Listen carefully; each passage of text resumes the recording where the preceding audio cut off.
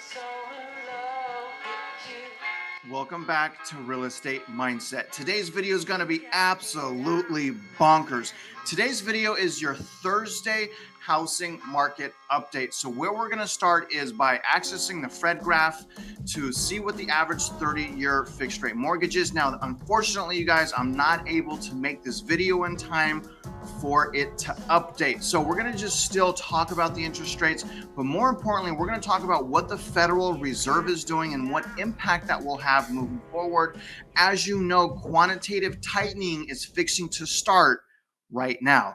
Now, after we go over the interest rates, then we're going to access my local MLS and we're going to go around the area that we've been tracking every Thursday for the last 2 months. And we're going to find a lot of price cuts. We're going to find how long houses have been on the market, how much they're selling per square foot. And then I was able to find another listing that's back on the market for the fifth time, you guys. So it's back on the market for the fifth time, but I'm able to find all kinds of price cuts in my market now, which is really exciting. I'm also able to find many homes under $120 a square foot. Now, you guys remember just a few weeks ago, I wasn't able to find homes at 120.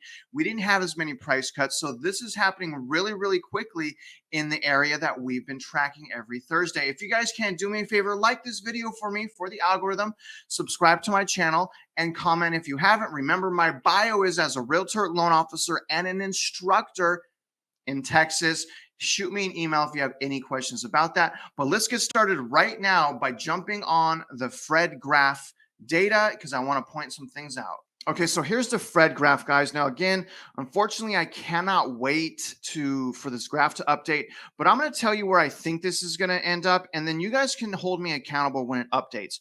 Now, basically, what I'm expecting to happen once this updates a little later today, I think it's going to stay neutral. I don't know that it's going to go down. If it goes down, I think it's going to be slight. I don't think the average rate is going to go under 5. In fact, I think it could possibly go up a half, probably like 0.05 or 0.1. But I believe this week you're going to basically see a plateau. I think you're going to see one more plateau here. And then because of the quantitative tightening, obviously I expect this to shoot back up in June and shoot back up in September. But right now, it is not updated. As you can see, it's skyrocketed starting in December. This was essentially a rug pull. It destroyed, over 20% of purchasing power. So the surging interest rates are now doing their job. We have many trends now in the housing market that is basically pointing out the signs of it shifting to a buyer's market. But this is a huge skyrocket. Again, this will probably update in a few hours. It's probably going to be a plateau. There's probably not going to be a lot of movement here. I can see it going up slightly or down slightly. But the thing is, guys, as you know, Jerome Powell came out and said as of yesterday, they're going to start quantitative tightening. So moving forward, the Federal Reserve is going to sell assets and mortgage-backed securities at a rate of 47.5 million per month for the first 3 months. So June, July, and August, 47.5 billion, right? After that, starting in September, they're going to double that pace to $95 billion. So I suspect this month we're going to see another surge of interest rates. It's probably going to kick them into the high 5s or 6%. Coming in September, when they double the quantitative tightening, I suspect rates will be in the mid 6s, possibly touching 7. So let's look out for that, guys. Obviously, I use Fred economic data because they take the average interest rate on conventional FHA, VA. That's why I stick to them. Now, again, accesses it later. I'll have the link in my description. I expect it to be balanced out. But what I really want to show you is what is happening in the multiple listing service.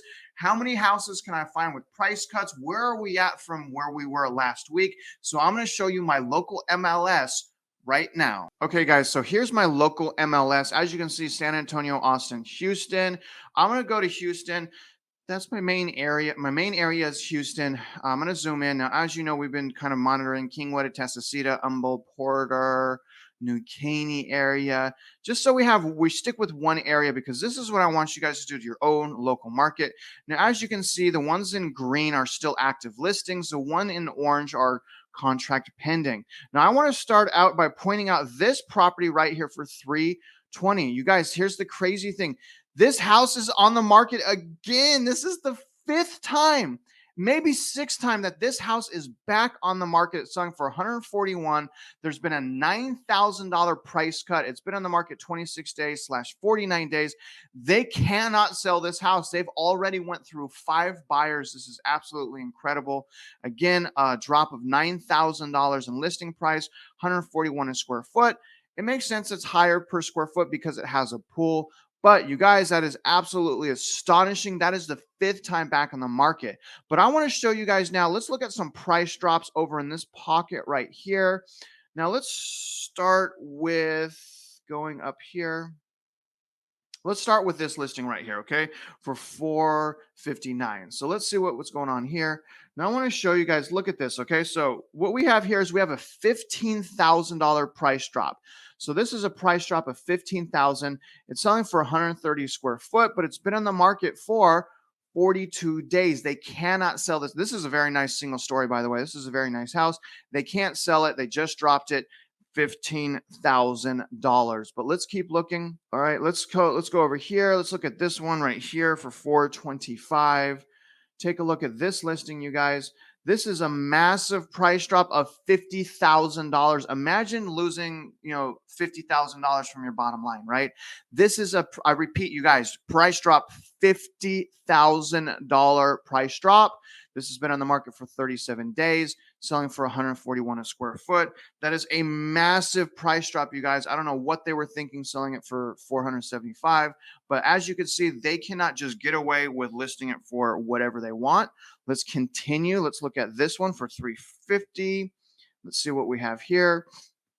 Now, this is also a price drop. Look at all these price drops, y'all. This is a price drop of $10,000. This is now selling for under 120 square foot. I repeat, I'm finding houses under 120 square foot. You guys see how rapidly it's changing in my market? So it's a price drop of $10,000, selling for 117 a square foot. And it's been on the market for 64 days. It was originally listed 132 days ago. But this, they cannot sell. It's been on the market for several months. Do you guys see the market changing? This is astonishing. Let's look at one more, okay? All right, here's another one. Let's take a look. This is all in the same section. This is a major price drop of $15,000. You guys, again, a $15,000 price drops. Price drops are all over. Again, under 120 a square foot. Do you see? It's under my target. That is astonishing how quickly this is happening in Houston. Been on the market for 24 days, originally on the market 36 days ago. They cannot sell this house. They are doing massive price cuts. That is really, really, really good news for obvious reasons. Now, I want to show you, remember that house that I was looking at down here?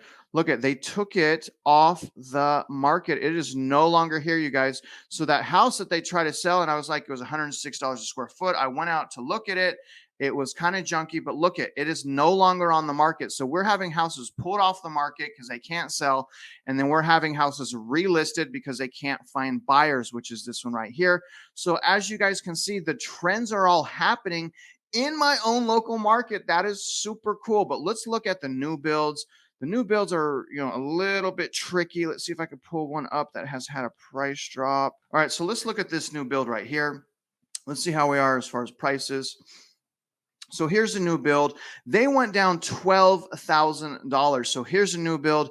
They price cut $12,000. Been on the market for 49 days. So you guys, we are starting to get a lot more inventory, but not only are we getting more inventory, as you can see, a lot of it is getting price cuts. A lot of it is staying on the market for longer than 2 weeks, right? This is 49 days. I mean, these are all great signs, you guys. This is what we want to happen. Right. And, again, we're seeing also more inventory. Look at all the green we have. There was a time where there was hardly any green. Look at, there's a cluster, as we looked at right over here. If we go down here, there's a lot more listings here. As you can see, there's clusters down here, over here, over here. We are not short on inventory as much as we were. So this is absolutely great news, you guys. Massive price cuts across the board. People listing homes at a more realistic listing price. There's going to be more negotiation moving into 2022. And I'm going to conclude my video with just overall summarizing what we found. We have found that the trends that I have been reviewing across the nation are finally hitting my local housing market, and it's hitting very rapidly. I am seeing price cuts like crazy.